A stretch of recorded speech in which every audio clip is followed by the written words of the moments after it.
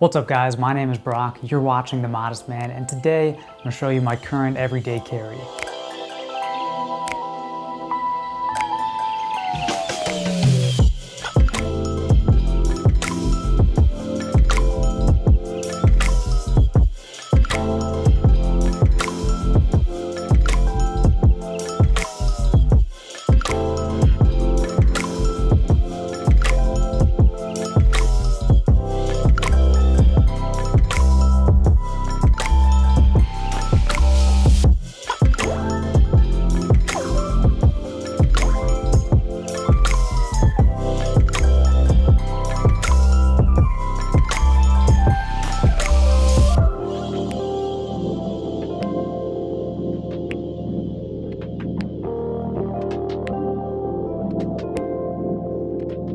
Since my last EDC update, a few things have changed. I'm still carrying the same basic components, but some small details have changed, and I've made a couple of additions. As always, links to everything I talk about in this video will be down below in the description, and let's just get right into it. First up, the wallet. This is the ANSON CALDER cash wallet, the same one I've been carrying for a long time, and it's perfect for my needs.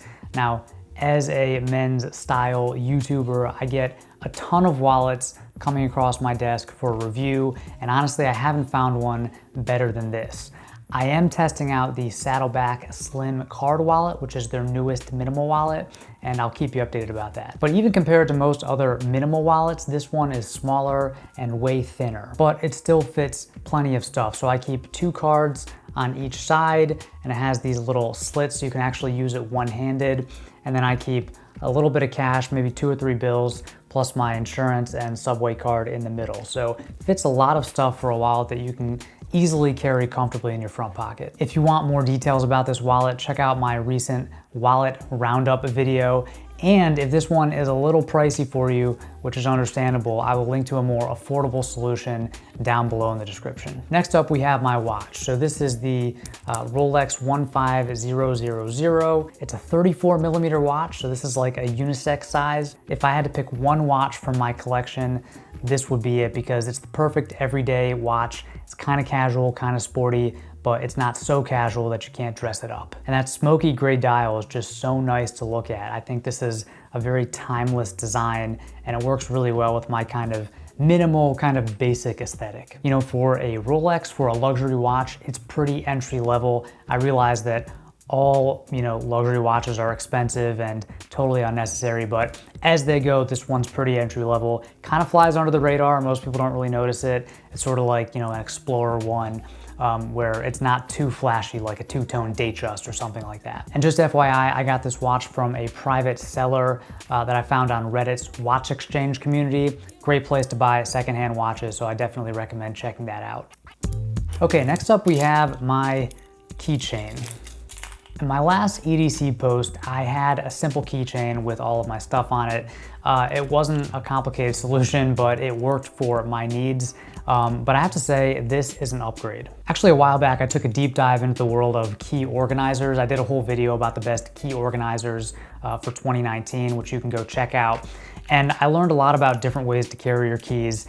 And it's funny because I reviewed all these different key organizers, and I actually ended up using this, which is kind of like a Frankenstein keychain that I use different components from those key organizers, and it's actually perfect. Now, this all centers around the Orbitkey key clip. Very easy to attach and detach from your belt loop, far superior to carrying it in your pockets. I can very easily separate my car keys from my other keys, and I can, just take these, or I can give these to somebody if they're borrowing my car.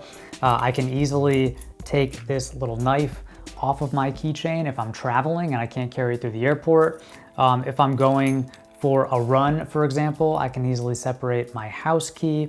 So it's a very flexible solution. And for the keys that I use most often, which is my house key, bike lock, and I used to have my office key on here, I'm using the Keyport mini carabiner, and it's very durable, it's very small, and it actually has a little locking mechanism. So it's a really cool little accessory from Keyport. So yeah, this is a bit of a Frankenstein setup, but I tried a lot of different things, and this is actually working out really nicely. And that brings us to our next item, and this is Actually, the first knife that I've carried probably since I was like a little kid. This is the KERSHAW Cinder knife, and it's a recent addition to my everyday carry. I never really used to carry a knife, but I decided that I wanted a small knife that could be carried on a keychain and that had a bottle opener, and this is the one that I settled on after trying a few different options out. I probably mostly need this because I'm always opening boxes, and so rather than using my keys or scissors or something, I just have this little knife. It's also handy to have a bottle opener on you, and this can be carried on your keychain or alone. It's a very small knife, so it doesn't add a whole lot of bulk to my everyday carry, and what's cool is, even though it's small, the build quality is great, it's very sharp, and it locks, so you can actually put some force behind it and not worry about it closing on your finger. So the locking mechanism is awesome. It also has this little nub here so you can open it with one hand. Unfortunately, it is made for right-handed people. I'm left-handed, but it still works. And the fact that I can just carry it on my keychain during normal days or just separate it very quickly if I'm traveling to the airport is a huge plus. All right, next up we have my Apple AirPods. I use these things all day, every day. I use them all the time, listening to podcasts, listening to background music, taking calls.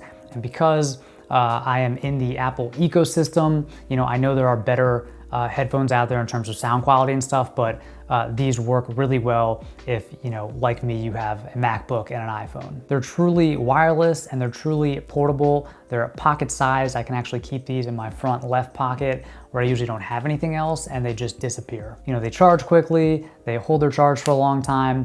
Switching between like listening to music or podcasts and taking phone calls is very seamless, especially if you're using an Apple product. So I know there will be commenters talking about how much these suck compared to Bose or Sennheiser or whatever else, but I don't know. I don't think they can be beat in terms of practicality, especially if you're not too concerned about having the best audio quality in the world. Next up, we have my sunglasses.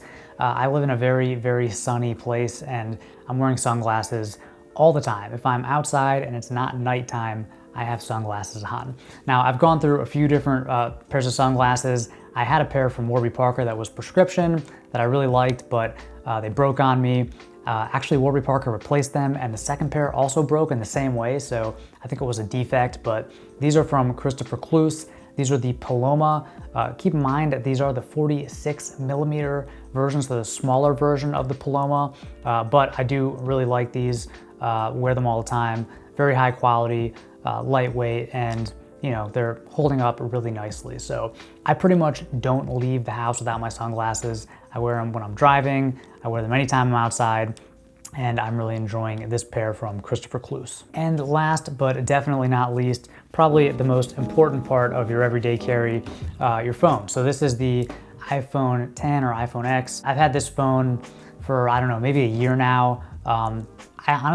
I wish there was a smaller version of the iPhone. This is too big in my opinion. I have, you know, somewhat smaller hands, and this phone is just too big. Phones have gotten ridiculous, but everything else about this phone is awesome.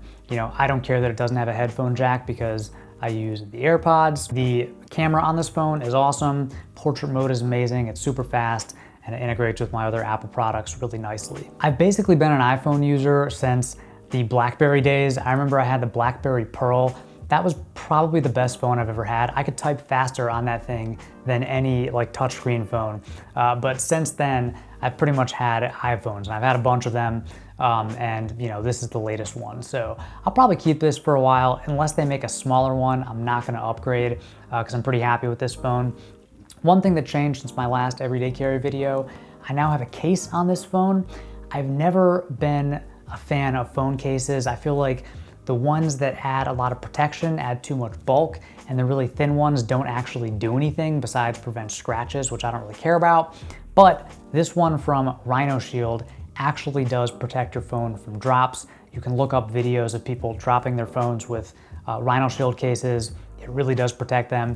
It also lets you add lenses to your phone. So sometimes I use this for B-roll, like top down, or just various B-roll for these videos.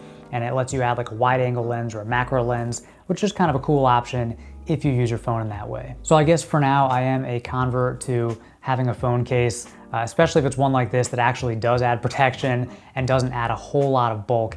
I'd still prefer a phone without a case, but you know, when it's a phone that's this expensive, I get why you kind of need a case.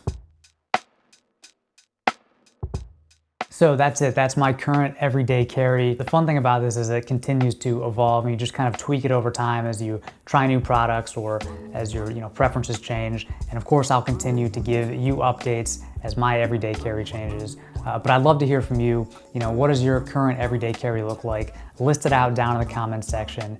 And let me know if you have any questions about this stuff, any comments about my haircut, leave it all down in the comments. Thank you as always for watching, and until next time, stay stylish. 1, 2.